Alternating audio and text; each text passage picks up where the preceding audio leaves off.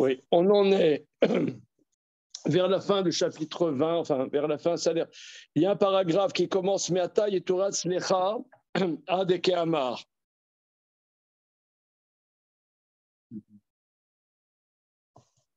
Ah, et on est un petit peu au-dessus de ça. Voilà.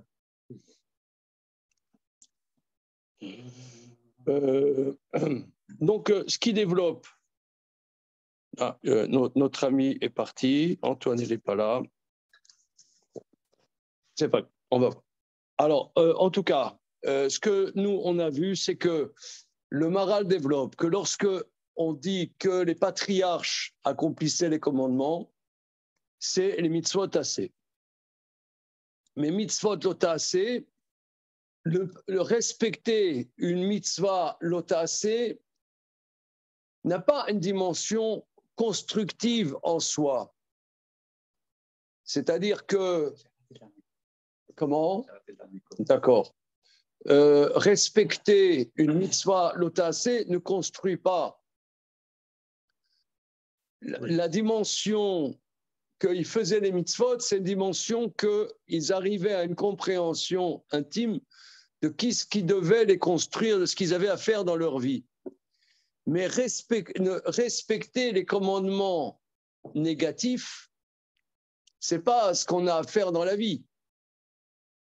Ce qu'on a à faire dans la vie, c'est faire des choses, mais pas se limiter. Se limiter, c'est un moyen, mais comme dit l'autre, ce n'est pas une fin. Voilà. Donc eux,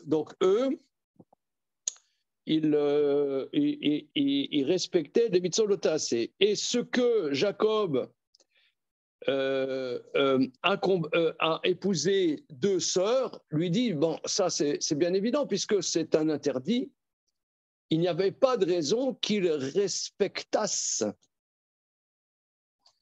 les interdits. Voilà. Alors, enfin, ça c'est sa tête, ça plaît pas. Bonjour, notre ami niçois. Bonjour. Niçois qui va les tons. Voilà, très bien. Alors, on en est dans la page Samer Gimel Aval Sheam Mi Shear.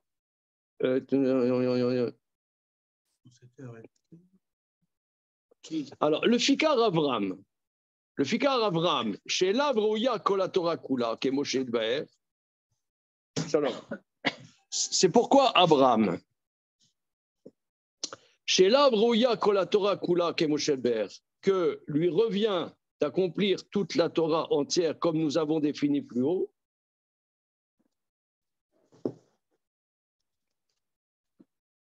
Ayam Kayem Mitzvot Aseh, Mitzvot Lotaseh. Il accomplissait les commandements positifs et les commandements négatifs. Kaya Davar Etzlo Karov Liot Chiyuv. Car la chose était pour lui proche d'être une obligation. Comme on a développé longuement ce point-là dans les séances précédentes. Aval, She'ar Avot, mais les autres patriarches, mitzvot taseh ayu mekayimim, aval mitzvot lo taseh lo ayu mekayimim, mais les autres patriarches, qui n'étaient pas structurels sur la base de toute la Torah Kula, ils accomplissaient les commandements positifs, mais les commandements négatifs, ils ne les accomplissaient pas, étant donné qu'ils n'étaient pas enjoints de les accomplir. Pourquoi les auraient-ils accomplis ? Bon, c'est une démarche très très spéciale. Hein. Ok, continuons. Le car Yaakov nasa shte achayot ve'amram dodato. C'est pourquoi Jacob a épousé deux sœurs et Amram a épousé sa tante. Kilud varim em lotase, car ce sont des interdits. Vekivan chez loayu mechuyavim loayu mekemim. Étant donné qu'ils n'étaient pas enjoints, ils n'accomplissaient pas.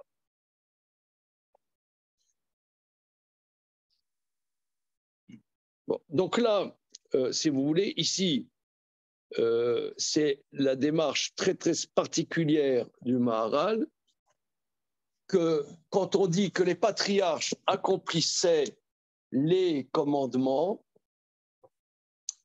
c'est-à-dire qu'ils arrivaient à une compréhension intime de ce qu'ils devaient faire dans leur existence,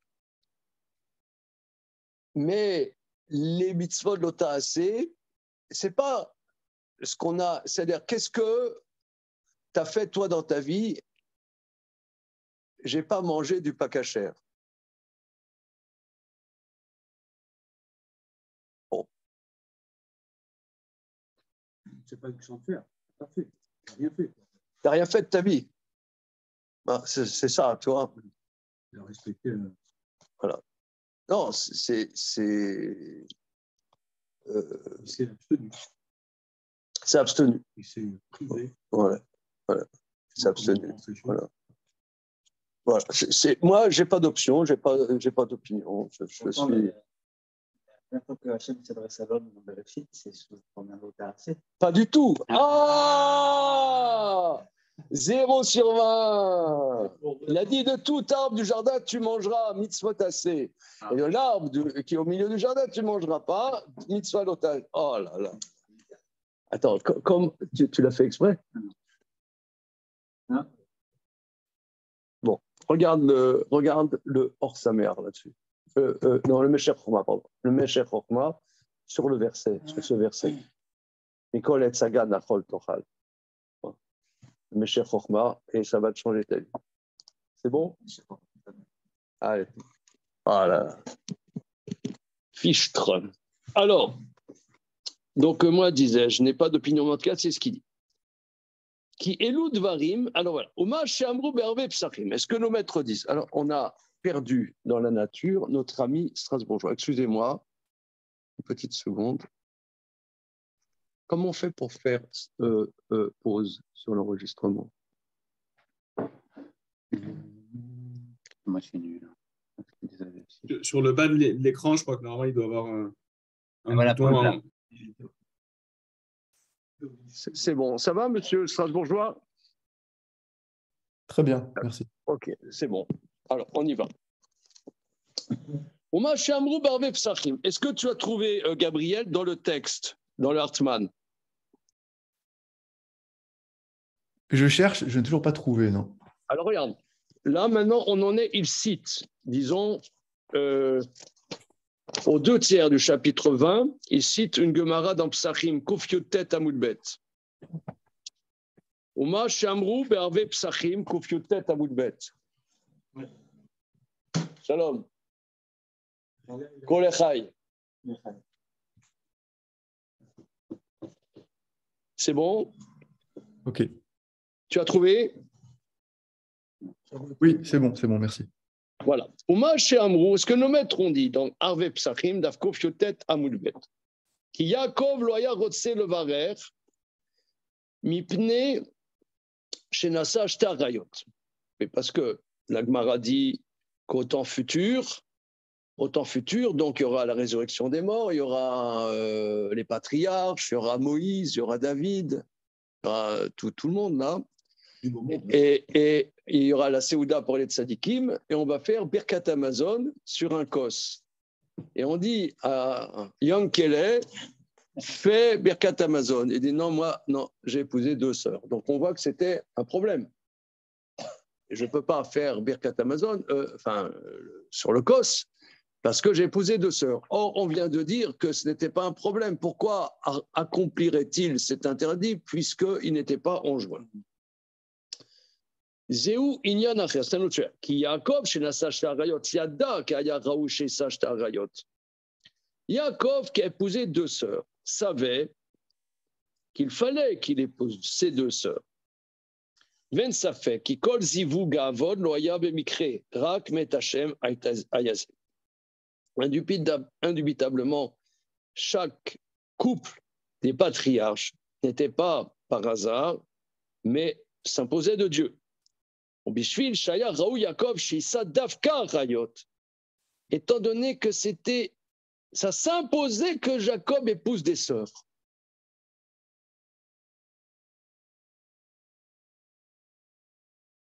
On va réfléchir là-dessus. Il fallait absolument que Jacob épouse 2 sœurs. Voilà. Mikol Makom, alors, Davka, Davarzé, Yé assour basof. Or, c'est quelque chose qui à la fin sera interdit.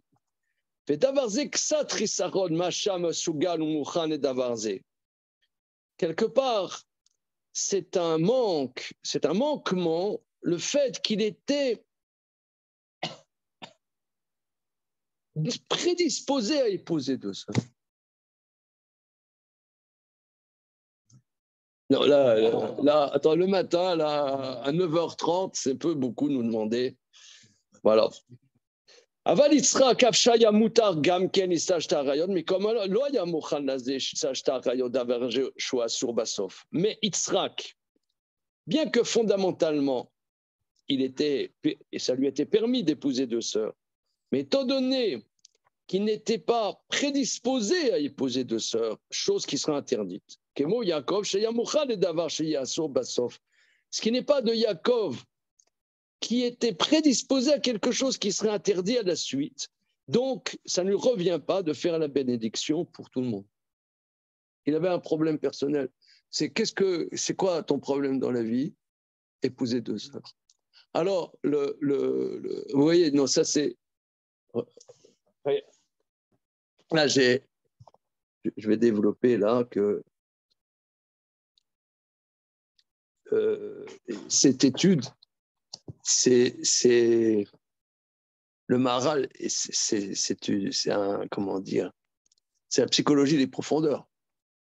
Alors je reprends, c'est-à-dire le côté formel du Maharal, et après on va essayer de réfléchir.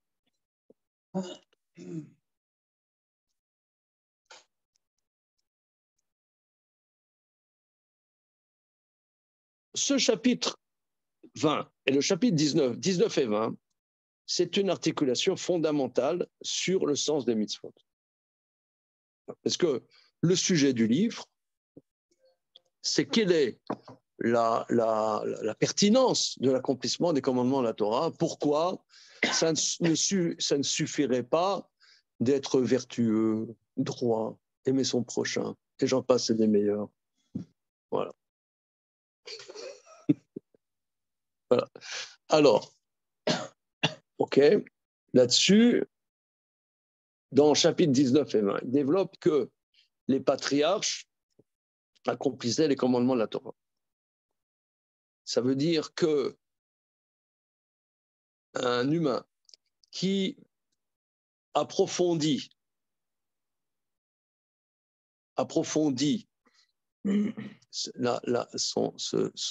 la structure intime de ce qu'il a à faire dans l'existence, c'est ça les commandements de la Torah.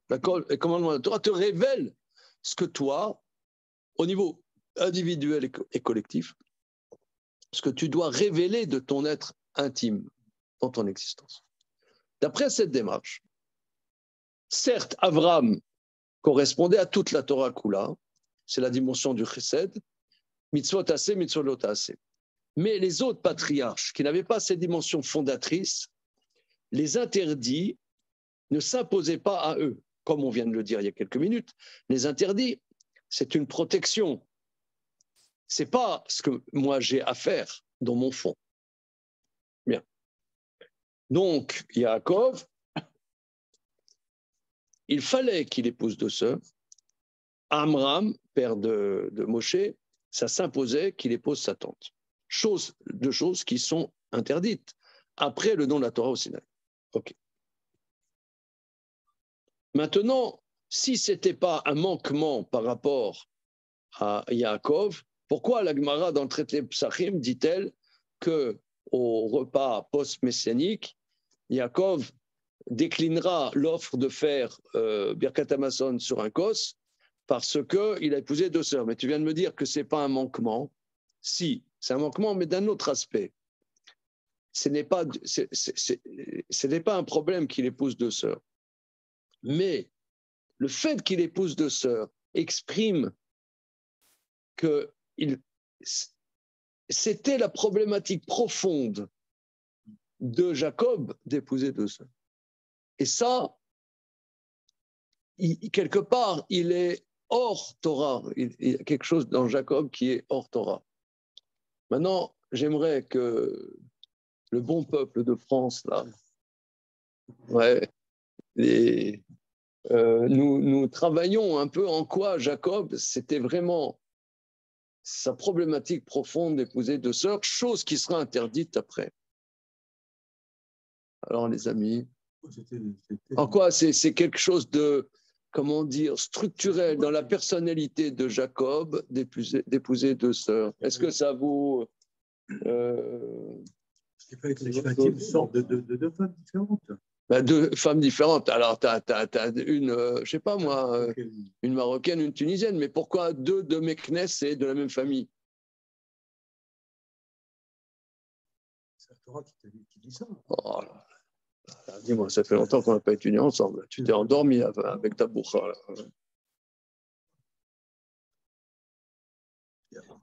Est-ce qu'on pourrait dire que la problématique qu'il soit le frère de Esav, c'est quelque chose qui est chevillé au corps chez lui? Et que quoi?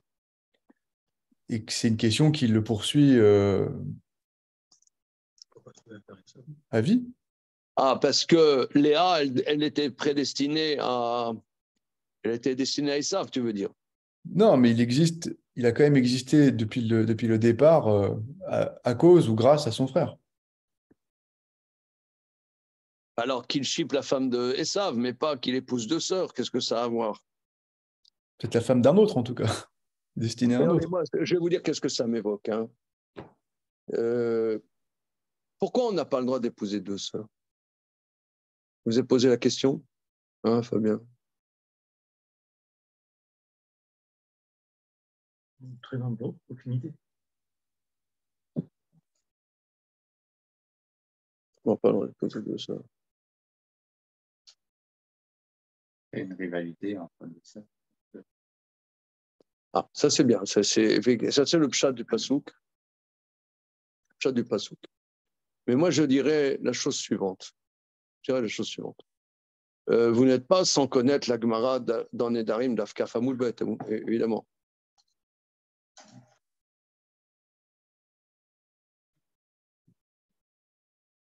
Alors, regardons Kaf Amoulbet, regardez. Il y a des Nedarim, là, je vais en chercher. On va regarder là les zoomers, les baby zoomers. On va regarder la Gemara dans Nedarim Kaf Amoulbet.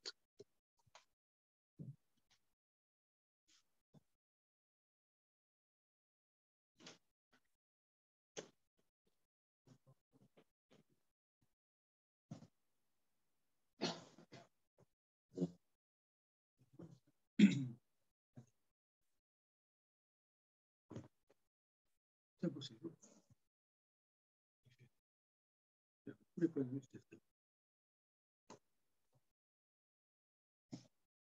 Il a dit CAF. CAF. CAF.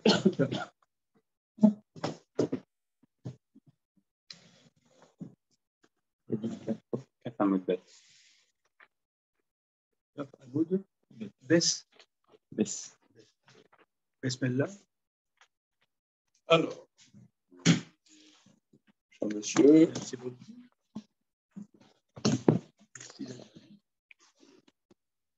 Kaf Amoudbet.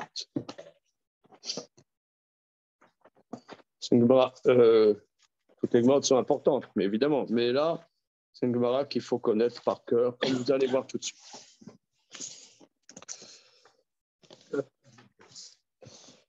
La Gemara parle de la relation intime entre un homme et sa femme. Excusez-moi l'expression, mais c'est le sujet là-bas. Quelle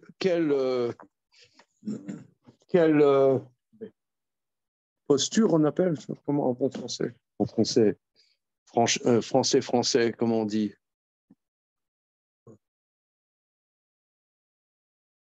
Lui au-dessus, elle en dessous, lui en dessous. La position du missionnaire. Non, mais non, je ne te demande pas. Non, la position, ça s'appelle oui. Posture, position. Voilà, ok, c'est tout le sujet. Hein, ok, tout le sujet. Alors, là-dessus, la Gemara dit qu'il y a des choses qui sont bannies.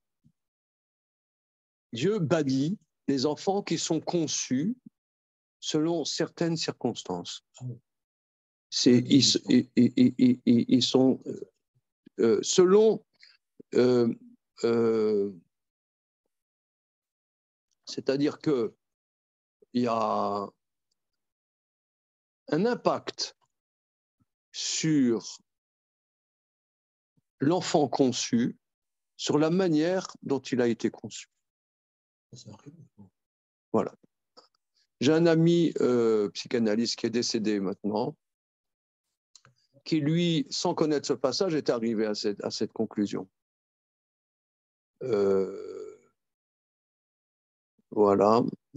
Mais le Talmud, le Talmud, toute la page, c'est là-dessus. Hein, toute la page, c'est là-dessus, sur l'impact que ça a sur l'enfant conçu, la manière dont il a été conçu. Voilà. Alors, là-dessus, la Gemara dit, rapporte en bas,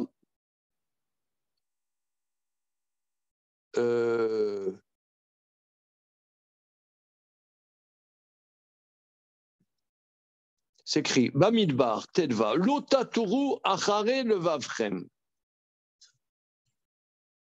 Le verset qu'on dit dans le 3e paragraphe du Shema, Lotaturu Achare Levavchem. Ne vous laissez pas prendre par votre cœur, détourner par votre cœur, ne vous laissez pas vagabonder par votre cœur. Mikan Amar Rabbi. De là, Rabbi enseigne, Rabbi, donc le maître de la Mishnah, Alishte Adam bekos ze, ve'iten enav bekos acher. Que l'homme ne boit pas dans ce verre et qu'il mette ses yeux dans un autre verre. Alors,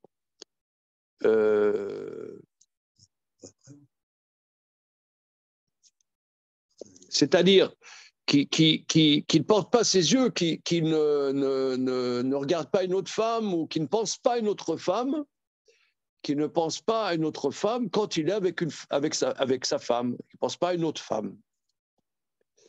Voilà. Amar Ravina, il dit Lo nitzrecha ela de afilu shte nashav. Même si c'est deux femmes, c'est-à-dire il a deux femmes, et puisque la polygamie est permise, ces deux femmes, je ne sais pas, moi, excusez-moi, le pshat, c'est comme ça, et c'est un peu porno, hein, je ne sais pas, moi. Il y a ces deux femmes, là, elles sont là, il est avec l'une, il regarde l'autre, tu vois. C'est pornographie. Non, ils mettent ses yeux, pas, alors, ses yeux ou les yeux de son cœur. Oui. Alors, ça pourrait. Non, mais ce qu'on dit, même si c'est deux femmes, c'est-à-dire les deux sont licites, il a le droit de regarder ces deux femmes. Oui. Attends, une seconde. Il a le droit de la regarder, mais pas au moment où il s'unit avec cette femme, parce que là, sa pensée vagabonde. L'otaturu, ne laisse pas vagabonder ton cœur. Voilà. Donc là, il vagabonde son cœur. Regardons, alors, dans Nedarim, on regarde le Ran. Regardez le Ran, c'est à droite. Alishte Adam Bekose, Shebesha Sheniska Kimishto, Lo itenena Bisha Heret Afilu Ishto.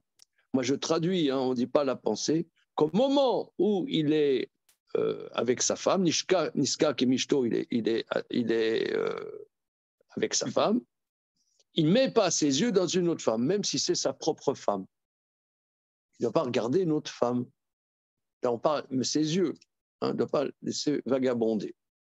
Bien que le verset dit, le Torah acharé le vavrem, votre cœur. Bon, la Gemara va développer dans la suite. Il y a un verset dans Yecheskel. Alors, ce verset, je vais vous dire, c'est un peu dur ce qu'on va voir. C'est un peu dur. Ça veut dire que là, c'est vraiment de la psychologie des profondeurs, un peu dur. Baroti mikem amordim vaposhim. je rejetterai de vous les révoltés et ceux qui fautent contre moi, dit Dieu. Donc, il y en a que Dieu dit, je les rejette, ceux qui se révoltent contre moi et qui fautent contre moi. Amar Rabbi Lévi dit, de qui parlent ces révoltés contre Dieu et ces fauteurs contre Dieu que Dieu bannit? Elou Bené Tisha Midot. Ce sont les enfants de 9 attitudes. Là, c'est un acronyme, Bené Asnat Mashgar. Alors, c'est les enfants. Alors, le Talmud va dire qu'il y a des enfants conçus dans certains contextes qui va faire qu'ils se révoltent contre Dieu. Ils fautent et ils se révoltent contre Dieu. C'est chaud ça quand même. Hein. Alors vous allez me dire oui, ou la liberté humaine. Bon, je m'en fous. Mais en tout cas, il y a des enfants et ça crée un problème fondamental. Quelles sont ces 9 attitudes qui vont être développées? Bené Emma, Bené Anoussa, Bené Snoua, Bené Nidouille, Bené Temoura, Bené Meriva, Bené Shirout, Bené Grusha Talev, Bené Arboubia, Bené Khatsoufa. Les enfants de l'appréhension. Bené Emma. Alors, il y a un maître actuel, Rav Menachem Schlanger, qui a écrit le livre Ohel Rachel. Il a écrit un livre entier sur ça, sur la phrase qu'on va faire. C'est un livre entier. Voilà. Venez, Emma, les enfants de l'appréhension. Regardons le RAN, si vous le voulez bien. Amordim Vaposhimbi. Ceux qui se révoltent et qui fautent contre moi. Elou Benet Isha Midot. Le fils Shiesh Tzad Avera Beyetzia Ratam, Avu Mordim Uposhim. Ces enfants des 9 attitudes, étant donné qu'il y a un aspect de faute dans leur conception, ils se révoltent et fautent. Ils se révoltent et fautent. C'est énorme, hein, ça. Hein. Ça, c'est colossal. Hein. Mais je vais vous dire, je pense qu'intuitivement, n'importe qui peut comprendre ça. Il y a, vous savez, il y avait un avocat pourri qui s'appelait, lui, à son sujet, il disait « Je suis le salaud magnifique », Jacques Vergès. Ah. Vous vous souvenez, là, ça vous dit quelque chose? Or lui, si je ne m'abuse, il a été conçu d'un soldat français qui avait violé une Vietnamienne. Et il dit, c'est pour ça que je suis un salaud. Comme ça, il disait, le type. Tous les plus grands pourris, il les défendait. Et c'est Omar. Il a défendu Klaus Barbie. Klaus Barbie, il a défendu aussi Carlos. Oui. Carlos, je crois, le terroriste. Voilà, ce que personne ne veut défendre, lui, je suis là. Alors, continuons. Venez, Emma. Les enfants de l'appréhension. La Shon ira. Un langage de crainte. Chez Matil Emma Alishto Lizakekla, chez l'Obirtsona. Il fait peur à sa femme parce qu'il a envie d'aller avec elle et elle n'est pas disponible. Donc les enfants sont à côté de la plaque. Le fils chez Noé chez l'Okashura, parce qu'il y a un comment dire, un déchirement dans la conception. La femme n'est pas disponible à recevoir et cet enfant est déchiré à l'intérieur de lui-même.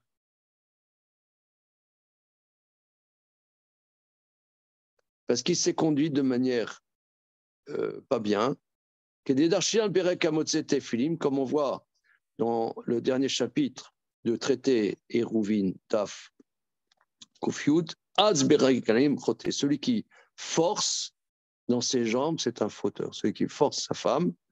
Ici, on ne parle pas qu'il la force, qu'il donne des coups, hein, mais il la gueule. Non. Il lui fait peur. C'est psychologique. Il a C'est une emprise sur elle. C'est simple, c'est presque tous les hommes, c'est comme ça. On est foutu, quoi. C'est presque tous les hommes. Il l'impressionne et elle se laisse faire. Elle n'est pas du tout disponible, quoi. Ok. C'est ce que les Chachamim disent, que l'homme, il doit d'abord mettre son épouse à l'aise. Voilà, c'est le derrière de la Torah. Voilà, on a déjà parlé de ça. Voilà. Entre parenthèses, c'est le 3e chapitre de mon dernier livre sur le dévoilement de l'âme. Non, vous ne l'avez pas lu, c'est pas. Ok. Alors, ok. Maintenant, 2e catégorie, Bené Anoussa. Alors, Bené Anoussa, ça c'est pire. C'est celui qui force sa femme. Oui, alors ça c'est. Regardez, Bené Anoussa, Ran, Bené Anoussa, guerrier de fée, Bené Emma. Là, c'est un niveau pire que les enfants de l'appréhension. Des Bené Emma, l'eau avait Anoussa Mamash. Parce que Bené Emma, c'est pas qu'il la force, il fait comment? Il la domine.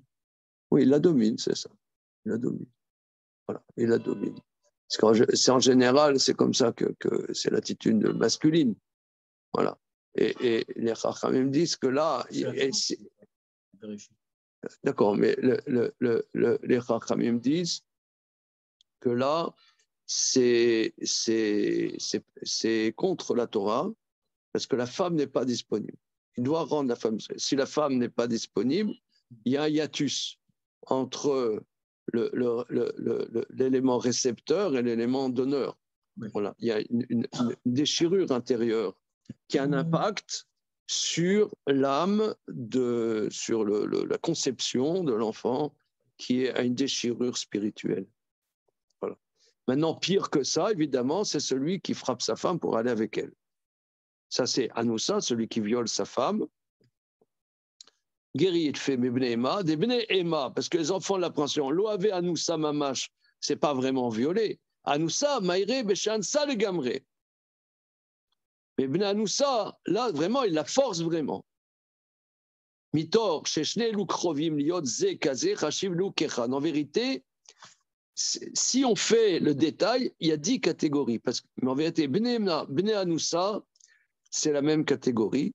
Sinon, ça ferait 10. Or, on dit que Rabbi Lévi il a dit Tisha Midot. Obeprata, Natamose, Eser. Or, dans les détails, on trouve 10. Donc, Emma et Anoussa, c'est la même chose. Regardez, c'est très, très profond, ça. Hein. Comment? C'est intéressant que ce soit proche, la Emma et la Anoussa, que il n'est pas sacralisé ça, non? Pour rapport, c'est un vieux.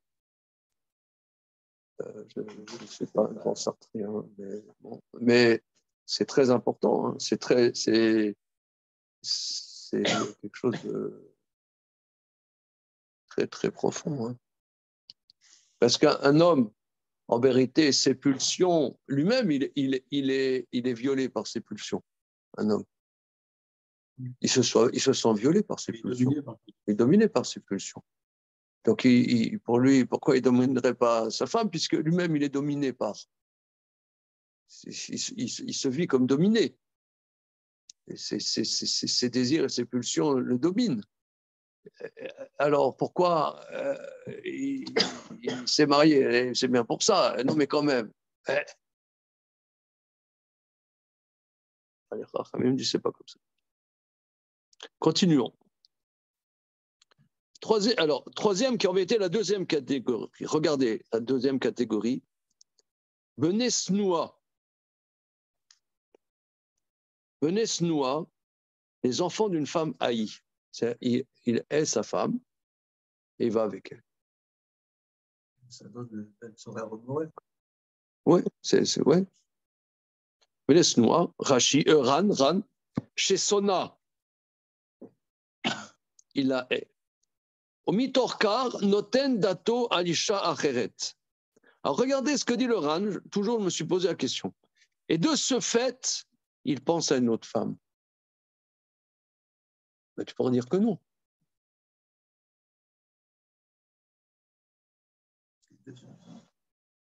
Pourquoi il dit de ce fait-là, il donne.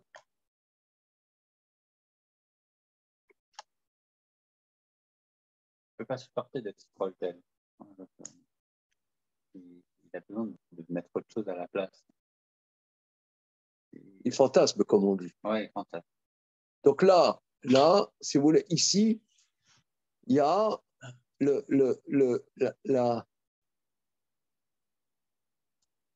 nous, on dit Dieu est un. Dieu est un. Mais bon, laissons ça pour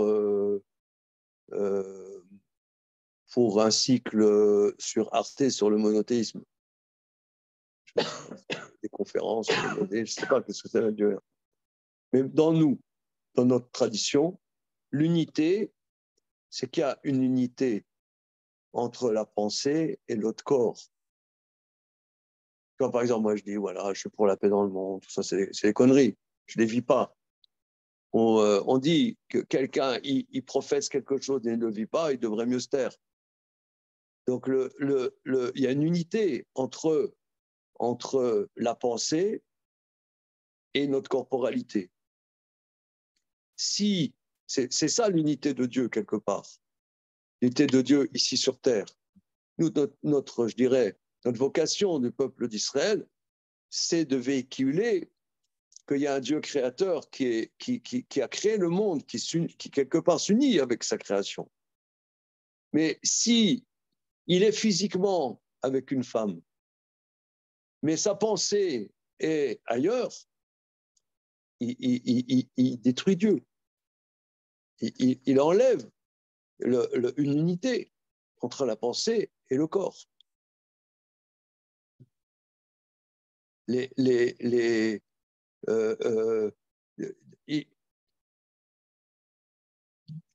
déteste cette femme. Donc il pense, donc pour éveiller son désir, il la déteste. Il la hait. Mais pour éveiller son désir, il pense à autre chose. Peut-être qu'il y a autre chose. Peut-être que c'est elle qui a du désir, mais comme lui, il la déteste. Il va falloir trouver un moyen pour s'éveiller. C'est elle qui a besoin. C'est elle qui a le désir qui est éveillé, pas lui. S'il est avec elle alors qu'il la déteste, ça ne va pas. Il faut qu'il y ait quelque chose extérieur à lui qui l'oblige. Et tu as bien des femmes, excuse-moi, qui vont avec des professionnels et qui s'en foutent complètement de ces femmes. Toute l'humanité est pleine de ça. Alors, comment peux-tu avoir capacité d'aller avec sa femme s'il la déteste?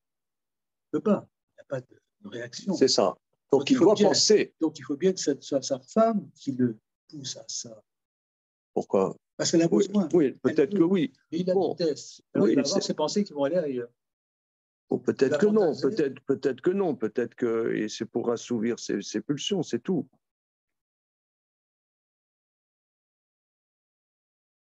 Bon. Non, ça commence si, c'est deux enseignements différents. Hein. Il y avait là, oui, ça revient au même. Si. Oui. Mais avant, c'était l'enseignement de Rabbi, maintenant, c'est Rabbi Lévi. C'est la suite, si tu veux. Il n'y a pas de haine. Il n'y a pas de haine. Non, il n'y a pas de haine. Continuons. Autre catégorie. Autre catégorie.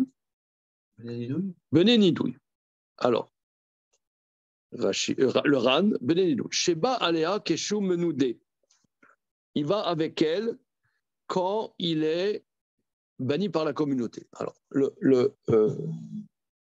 ça, c'est des sujets très, très importants, qui ont à voir d'ailleurs avec la parachate noire. Ils n'avaient pas le droit d'avoir des rapports. Que lorsque il y a quelqu'un, il a été banni, il a fait une faute communautaire, la communauté l'a banni. Il y a des halachot, c'est-à-dire la halachot de Nidoui. Le Nidoui, quelqu'un il a fait quelque chose de grave dans la communauté, le rave de la communauté l'a mis au banc de la communauté pour 30 jours. C'est comme pendant 30 jours, il doit appliquer les lois comme un endeuillé. On ne lui dit pas bonjour, il ne dit pas bonjour, il s'assied par terre, il n'a pas le droit d'avoir des rapports avec sa femme pendant 30 jours. Et maintenant, il a des rapports avec sa femme. Non. Là, c'est comme les Rachamim disent que quand il y a la famine, c'est un peu comme il y a la famine. D'ailleurs, Rav Menachem Schlanger analyse cela beaucoup dans le Ohel Rachel, ce point-là. Que quand il y a une famine, ou le déluge par exemple, ils n'avaient pas le droit d'avoir des relations. Pourquoi? Parce que ils sont Betsahar, ils sont en souffrance. Ils sont en souffrance. Et pas disponibles pour l'autre en vérité. Ils ont un gros problème. Donc, ils ont une relation, si vous voulez, une relation de couple. Ce n'est pas une relation sexuelle. En français, on appelle ça sexuelle. C'est une relation de couple. Mais eux, c'est une relation sexuelle. C'est-à-dire, il n'est pas disponible. Excusez-moi, c'est comme quelqu'un, je ne sais pas moi, la banque lui demande 500 000 € pour demain matin. Et il ne sait pas comment trouver ces 500 000 €. Et on n'a qu'à demander à Fafard, mais il a ce qu'il faut, mais pas en liquidité, tu vois ce que je veux dire. Alors, et il va avec sa femme. Je veux dire, il n'est pas disponible. Il est dominé par ses pulsions. Alors.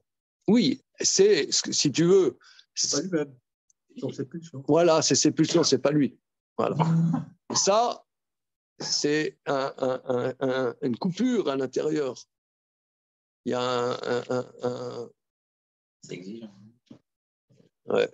J'ai dit, hein, j'ai introduit, c'est très dur. Animal, Comment? C'est purement animal. C'est ce que les Français appellent sexuel. Si tu veux, nous, il n'y a pas de relation sexuelle. La Torah, elle ne nous parle pas elle parle de relation de couple. Le corps participe, mais il y a le corps, il y a l'émotion, il y a les mitzvot, il y a l'affection, il y a plein de trucs. Il y a plein de trucs. Mais là, il n'y a que ça. Tachmish. Comment? Ouais, c'est Tachmish. Oui, Tachmish. Ouais.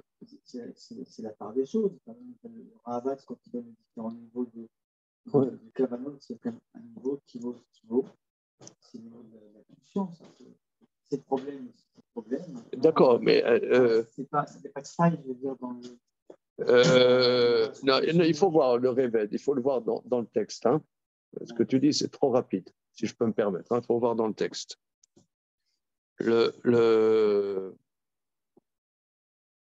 C'est un sujet très, très, très. Je vous dis, le Rav Menachem Schlanger, l'auteur du Ohel Rachel, il a écrit un livre sur ce sujet, sur cette phrase. Hein. Parce que c'est très, très, très. Au niveau pile-poule, il y a beaucoup à analyser. Alors, Benenidouille, ça veut dire que une relation de couple, il transforme en une relation sexuelle, quoi, ce qu'on appelle en français. Or, ça, c'est scindé. C'est scindé, il n'y a pas d'unité. Dieu est un. Donc, nos maîtres disent, l'enfant conçu, il n'arrive pas à disponible par rapport à Dieu. Hein.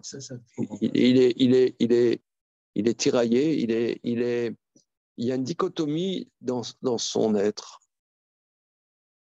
Il y a une dichotomie, de la même manière qu'il y avait une dichotomie. Dans la relation qu'il a conçue. C'est terrible. Comment c'est possible? Il y a ce passage. Il faut leur demander. Tu m'envoies, je ne sais pas, moi, nedarim@gmail.com. C'est Hachem qui est dans le ventre de la mère. Qui conduit la gestation. Ah oui. Absolument. Oui. Je reprends parce qu'il y a les zoomers, les baby-zoomers, là. C'est bon? Ouais. Où est-ce qu'ils sont? On est là. On est là. Tous les deux. Ouais. Il y a notre ami, monsieur, c'est moi. Voilà. Notre ami Philippe Pariset dit la chose suivante. Est-ce à dire que quelque part, la présence de Dieu se trouve au moment de la conception? Oui. On dit que Bilam, quand il a voulu maudire les enfants d'Israël, et dans sa compréhension prophétique, il a compris que Dieu s'occupait des accouplements d'Israël. Comme dit le verset, Mimana afar Yaakov et trova Israël. Qui a compté la terre de Jacob et trova les accouplements d'Israël? Que Dieu, il y a quelque part, l'unité de Dieu se joue dans les accouplements. Et là, il a pété un câble. Quand il a compris ça, on dit qu'il est devenu borgne. Alors pourquoi ça a eu comme impact qu'il est devenu borgne, je ne sais pas. Mais il a pété un câble là.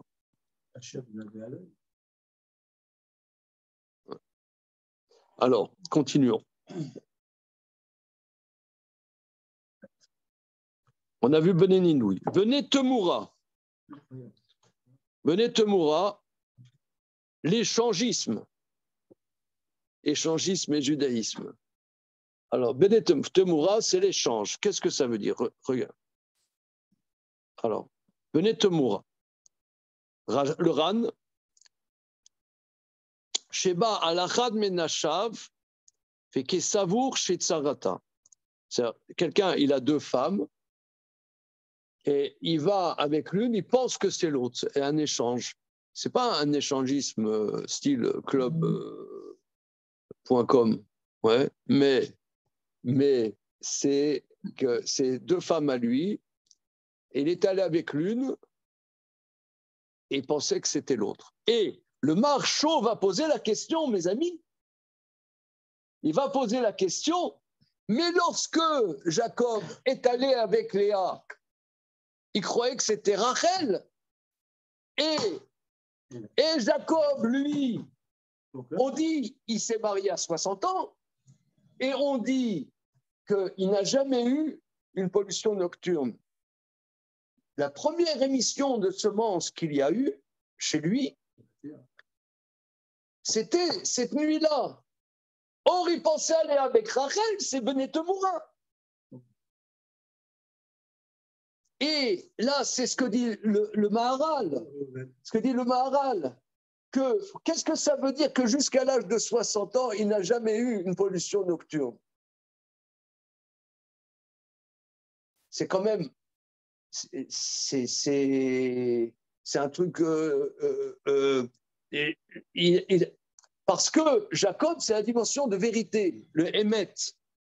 Or, le Hémet, c'est justement c'est l'adéquation des choses que le fait qu'il y a la semence en vin, le fait qu'il y a la semence en vin, la semence qui n'a pas de réceptacle, ça fait qu'il y a un hiatus. Il y a même les kabbalistes disent que pourquoi les enfants d'Israël ont souffert 210 ans en Égypte d'esclavage, c'est pour réparer la pollution nocturne que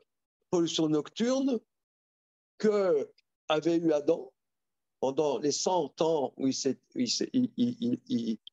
s'était séparé de Ève, et aussi pour réparer les gouttes de semences, parce que Joseph était prêt à aller avec la femme de Poutifar, et finalement il s'est retenu, mais il a eu 10 gouttes de semences qui ont coulé pour réparer ces 10 gouttes de semences. Donc là, Jacob, c'est la dimension de vérité. C'est quoi la vérité? La vérité, c'est d'adéquation des choses, qu'il y a une adéquation.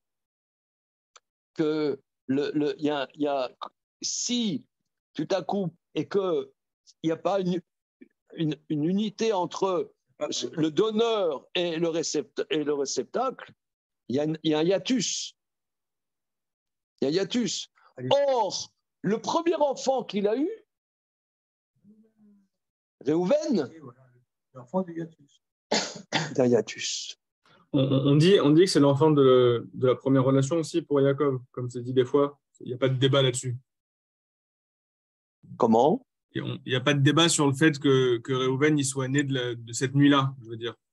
Il est né de cette nuit-là, puisqu'il dit Récitoni, il l'appelle « Tu es ma première puissance ». C'est le verset dans les bénédictions de Jacob, « Tu es ma première puissance ». Okay. Or, l'Agmara ici dit Benetemura. Alors, regardez le Maharsha pose la question. Le Maharsha, si je ne m'abuse, hein, le Maharsha.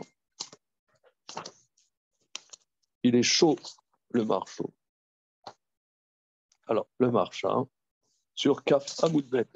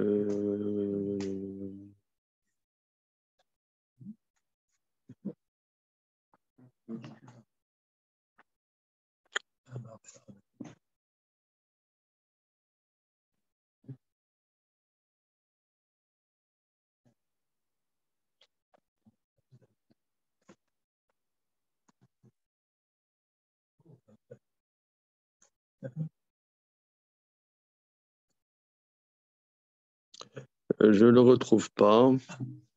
Je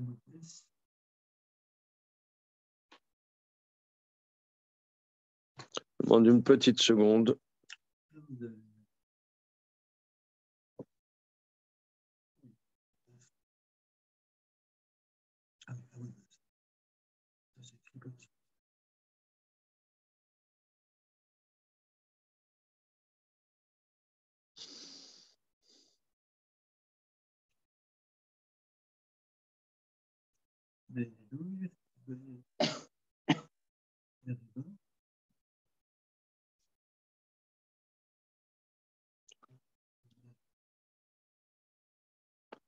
Regardez, je ne retrouve pas, excusez-moi. Mon souvenir, peut-être que le Maharsha, il est peut-être que le marchot, il se trouve dans un autre endroit. Mais mon souvenir, c'est que le marchot répond à cette question. Là, je ne le retrouve pas. Mon souvenir, c'est que le marchot pose cette question, mais Ibn Tumura, si c'est ça, d'après le RAN, il va avec Rachel, avec Léa, mais il pensait que c'était Rachel, donc c'est exactement Ibn Tumura. Donc il y a un hiatus dans la pensée. Mon souvenir, non, oui, je me suis, regarde, Philippe, je ne le retrouve pas, mais je sais qu'il y a un marchot comme ça, je ne sais pas où exactement. Il pose cette question et il répond, d'après mon souvenir, que Jacob, quand il est allé avec cette femme, il a dit, moi je suis avec la femme avec qui je suis. You understand?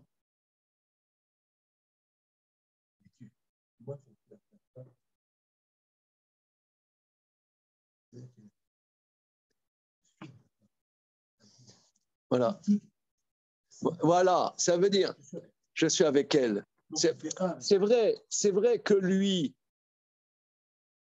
dans l'absolu,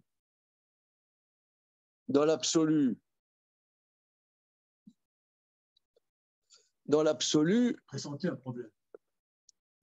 Il a été roulé. Mais, donc, tu pourrais dire, lui, il pensait à Rachel et il s'est trouvé que c'était Léa. Ça, c'est Bnei Temura. Or, on voit que Jacob, c'est la dimension de Hémet. La dimension de Hémet. Donc, il est avec ça. Il ne pense pas. Il est avec elle. Ça, c'est la réponse du marchot. Ce n'est pas le marchot, là, je ne sais plus où il est, mais je l'ai vu. Il dit, je suis avec celle avec qui je suis. Non, même s'il ne s'y attend pas. Même s'il ne s'y attend pas. Il est entier. Mais c'est vrai, la personne, elle n'est pas que son nom, elle n'est pas que son numéro de sécurité sociale ou son numéro de passeport. C'est vrai, ce numéro de passeport, il s'attendait à ce que ça soit Rachel, il se trouve finalement que c'est Léa. Donc il y a une tromperie. Le marchand dit, alors c'est Temura, il va avec Rachel, avec Léa, il pense que c'est Rachel. Non, il ne pensait pas à Rachel, il pensait à la femme avec qui il est. Il pense avec la femme avec qui il est. Donc là, ce n'est pas Bnei Temura. You understand? Donc maintenant, je comprends ce que dit le Maharal. Quand le Maharal, il dit que Jacob, il devait épouser Joseph. Parce que, pourquoi on n'a pas le droit d'épouser deux sœurs? Ce que tu as dit, Damien, c'est le sens du verset dans Parashat Acharemot et dans Parashat Kedoshim. N'épouse pas deux sœurs qui doivent être des copines, tu vas en faire des rivales. Voilà. Donc là, c'est le sens premier. Mais il y a un deuxième sens. Et qui est aussi, le Ramban le dit, que celui qui va avec une sœur, avec la sœur de sa femme, Zima'i, c'est de la perversion. Le Ramban, il explique. Pourquoi? Parce qu'elles se ressemblent. Pourquoi on n'a pas le droit d'aller avec une femme et si on a le droit d'être polygame, d'accord? Pourquoi on n'a pas le droit d'épouser une femme et sa mère, ou une femme et sa sœur, une femme et sa fille? Parce que elles se ressemblent. J'arrive pas, moi, à détacher ma pensée. Si je vois la sœur de ma femme, je pense à ma femme. Je vois ma femme, je pense à sa sœur. Je vais avec ma femme, je pense à sa mère. Je vais à la mère, je pense à la fille.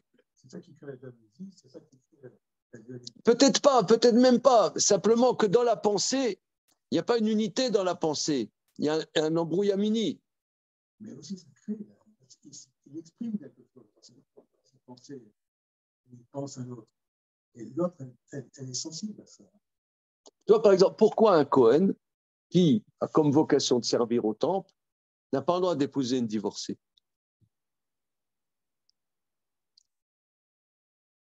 Parce qu'elle a déjà vécu. Elle ne peut pas ne pas comparer. Quand on dit il y a un couple de divorcés, 2 divorcés qui se sont mariés, et le lit il s'est cassé. Ils étaient 4 dans le lit, ce n'était pas 2. Excusez-moi. Excusez-moi. Excusez-moi. C'est ce qu'on appelle la partie carrée. Parce que la pensée, quand, vous voyez par exemple la Torah dans le grand chidouche qu'un divorce est possible. Vous voyez bien, par exemple, chez les catholiques encore aujourd'hui, si je ne m'abuse, ça n'existe pas. Le divorce, c'est un chidouche de la Torah. C'est un chidouche. C'est une femme, elle est mariée avec un homme. À un moment, stop. Elle peut vivre sa vie et toi, tu vis ta vie. Shalom. Mais c'est un chidouche. C'est pour ça d'ailleurs qu'un guet, c'est énorme. Un guet, c'est très fort. C'est très, très fort. Le traité Gittin, c'est un traité très dur, très difficile à étudier. C'est un des morceaux les plus durs de la Torah, c'est Gittin. Parce que c'est un chidouche, un grand chidouche. Mais c'est possible. C'est possible. C'est un chidouche de la Torah, c'est possible. La Gemara, dans le traité Gittin, elle dit aller avec une femme mariée, c'est interdit, mais son équivalent en permis, c'est aller avec une femme divorcée. Tu connais, c'est le Gemara, Koufret dans ma série Trouli. Donc, comment dire, donc tout, c'est dans la pensée. Donc, il faut que je retrouve ce marchot. Je ne sais plus où il est. Je croyais que c'était ici, mais ça doit être ailleurs. Que il dit que justement Jacob, qui le émette, il faut qu'il soit testé à l'intérieur du mensonge, tu vois. Voilà, il faut qu'il y ait une tentation du contraire du émet pour introduire le émet. C'est parce qu'il a 2 sœurs qu'il doit se battre pour être avec Rachel, pour être avec Léa, pour être avec chacune, et pas avec l'autre. Mais ça, nous, on n'est pas au niveau de Jacob. Nous, c'est interdit. Comment ?